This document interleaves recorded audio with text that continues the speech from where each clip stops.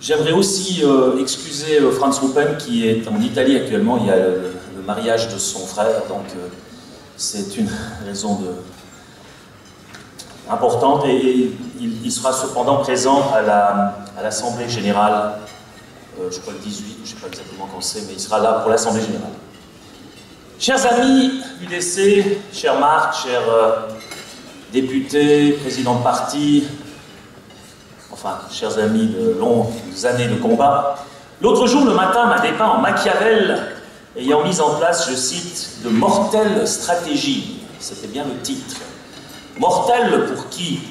Pour les morts vivants qui nous servent d'adversaires, ces ombres fugaces qui croient qu'il suffit de gigoter un peu pour se donner l'illusion d'être en vie. Je crois hélas que toutes les stratégies mortelles ne peuvent venir à bout de ceux qui sont déjà morts pour avoir abandonné tout idéal et tout espoir. Une éolienne aussi est en mouvement, mais elle n'est pas en vie pour autant. Même lorsqu'elle marche sur deux pattes, suivez mon regard. La stratégie décidée par l'UDCVR n'est ni mortelle ni indigne. Elle est tout simplement adaptée à la situation et au but recherché.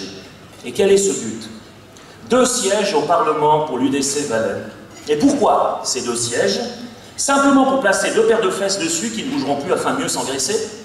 Et bien sûr que non. Ces 2 sièges ne sont pas des buts en soi. Ceux qui les occuperont ne sont pas arrivés. Ils ont une mission. Ils sont au début de leur chemin. Pour ça, ils devront se les remuer, leurs fesses. Ceci afin d'augmenter l'impact de nos convictions sur la scène nationale. Comme toujours, c'est l'intention qui compte. La saine concurrence que nous avons su instaurer entre les listes et entre les candidats amènera les suffrages du succès sur nos listes.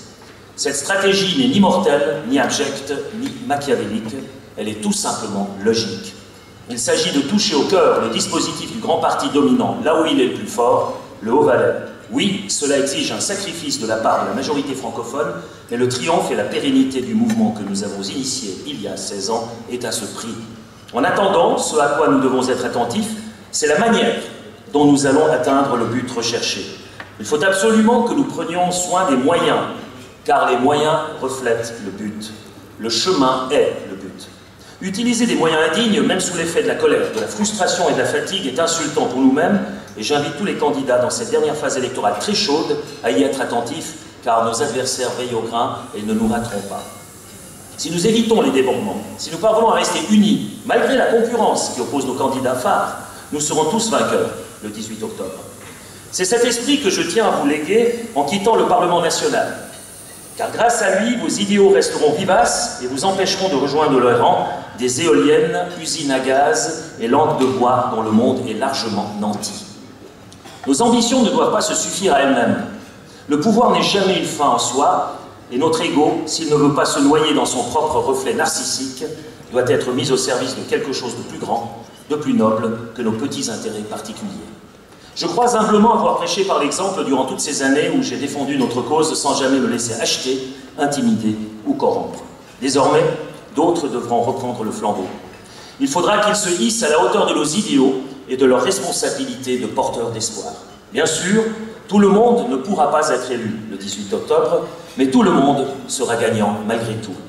Ceux qui se considéreront comme perdants n'auraient de toute manière pas mérité de gagner, car leur sentiment de défaite prouve qu'ils placent leur ambition personnelle au-dessus de notre idéal commun.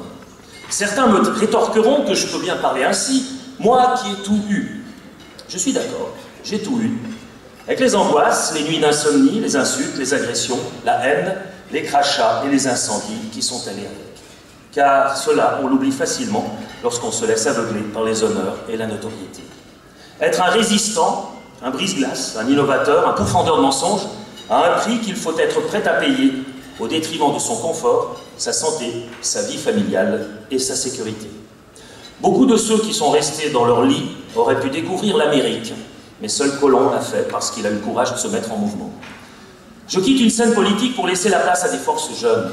Je libère un siège pour créer de l'émulation, pour que l'œuvre humaine qu'est l'UDC Valais perdure. Rien ne sert de s'accrocher, de monopoliser le pouvoir, la vie doit continuer.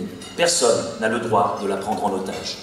Chers amis dans l'esprit, que fait-on-nous en ce soir qui ressemble à une veillée d'armes? Ne vaudrait-il pas mieux attendre que la bataille soit terminée et les bannières rangées pour nous réjouir de notre victoire éventuelle? Je ne le pense pas. Car ce que nous célébrons est indépendant des aléas de la vie. Nous célébrons le triomphe de l'homme comme il est, pas de l'homme nouveau, cette construction déshumanisante voulue par quelques esprits malins, pas de l'homme-dieu qui sombre inévitablement dans la déchéance et l'autodestruction. Nous ne célébrons pas la liberté par la facilité, nous réfutons les triomphes sans péril et les formes sans contenu. Nous célébrons l'être ancré dans une histoire, une culture et des traditions. L'être dont les pieds sont bien plantés dans le sol de sa terre ancestrale et qui se mouche néanmoins dans les étoiles, comme l'a si bien dit Jacques Brel. Nous célébrons la patrie de cet être-là, la Suisse, une terre gorgée de valeurs, accueillante pour les gens bien intentionnés, mais sévère pour les tricheurs. Nous célébrons la seule démocratie populaire du monde digne de ce nom. Nous célébrons une forme de vivre ensemble construite sur le respect, la paix et la dignité. Nous célébrons le triomphe de l'humain sur la barbarie, de l'esprit sur la matière. Nous célébrons le modèle réduit de ceux qui pourraient bien un jour sauver le monde en grand. Oui, notre mission est bien plus qu'une mission ne concernant que nous-mêmes. Sauver le modèle suisse, en préserver le ferment, est une mission universelle, car une fois le moule cassé, qui le refaçonnera alors que le monde a tant besoin de ce que la Suisse peut lui offrir? Sauver la Suisse, c'est aussi sauver l'homme et donner au monde une chance de se sauver. Soyons-en dignes. Bonne fête dans l'amitié et la joie, bonne chance pour les élections, et vive la Suisse, vive l'UDC, vive le Valais. Merci.